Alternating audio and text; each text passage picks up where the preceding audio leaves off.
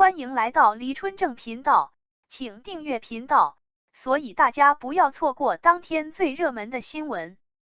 我们今天的时事通讯包括以下内容：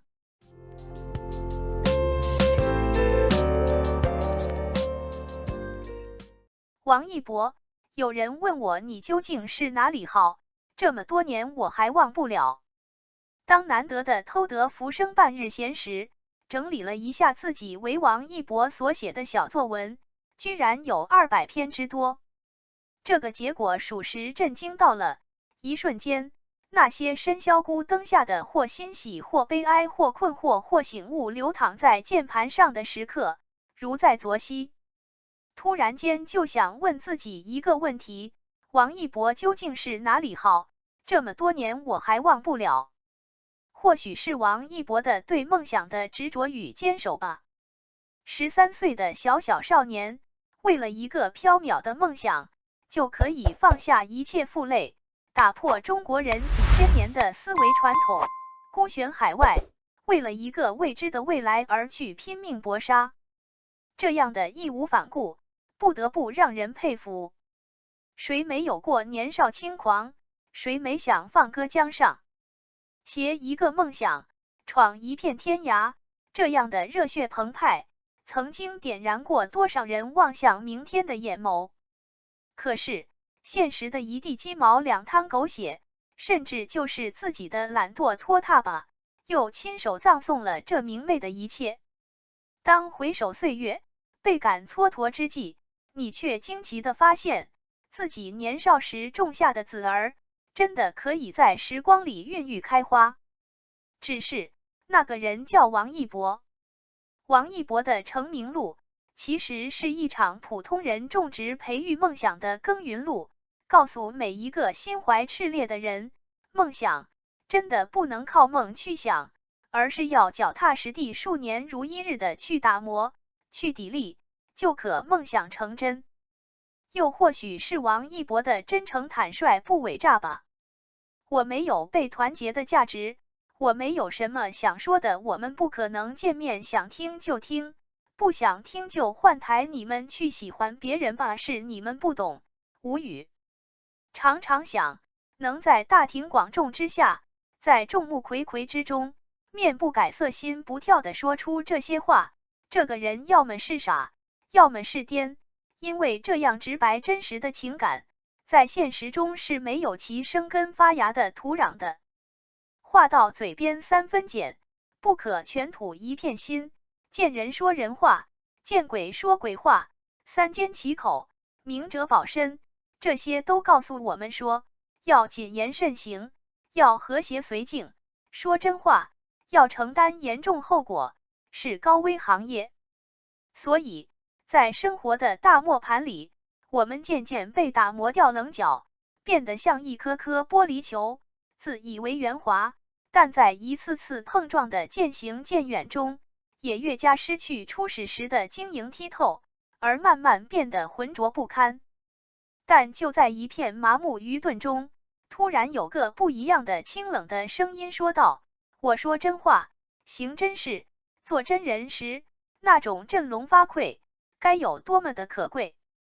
这声音告诉我们，人生天地间，已然手忙脚乱，何必还要自备枷锁，自画牢笼？轻松上阵，减负前行。你来世上走一遭，不是为了纷纷世上潮，而是天生我材必有用。我是我的样子，我生来就固执，讲自己的故事，活独特的气质。不去迎合别人活，才会觉得有意思。给这个世界划定自己的世界守则，做自己的主人，才是我们凡尘之夙愿。再或许是王一博的铮铮傲骨，敢于担当吧。经历过筒子楼的艰难岁月，也享受过飞机接送的无限荣光，独自扛过伤痛的苦楚，也不吝分享自己的肩膀给别人依靠，在一片诋毁谩骂中倔强前行，也在漫天星辰里牢记自己的北斗星。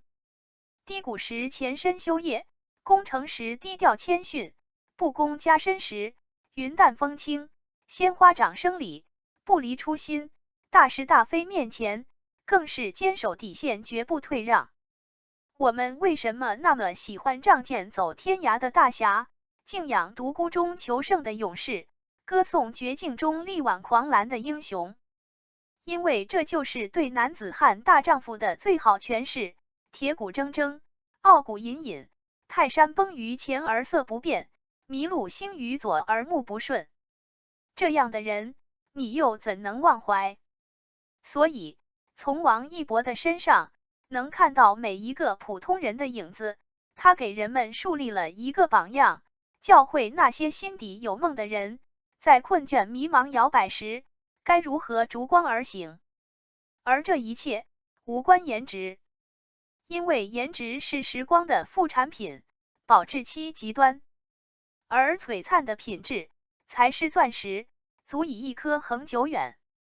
只要王一博的品质在，即使时光让我们这些人老去，但爱博之心依旧会跳荡。那么，文章的结尾就让用李宗盛的鬼迷心窍作结。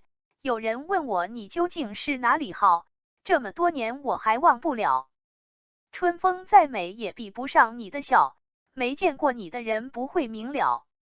合作方评价与王一博的相处过程，网友直呼太真实。多年前的节目中，有嘉宾说王一博看起来很严肃，像冰山。大张伟说，你感觉他是冰山，其实在我们眼里他是冰淇淋。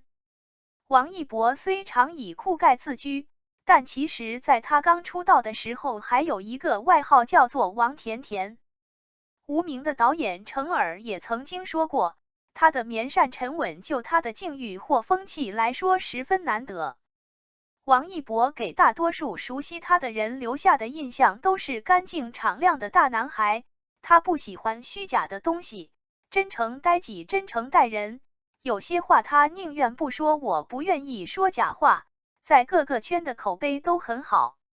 很多人会为了利益说着场面话，而很多已经与王一博没有利益往来的人依然愿意为他说话。因为个人原因退圈停更的站姐和代言到期很久的品牌，在他遭遇无端黑营销时也会看不下去，要出来替他说话。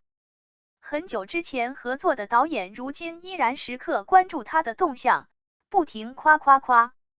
王一博的电影上了，导演人在台北也要想办法跑到内地观看。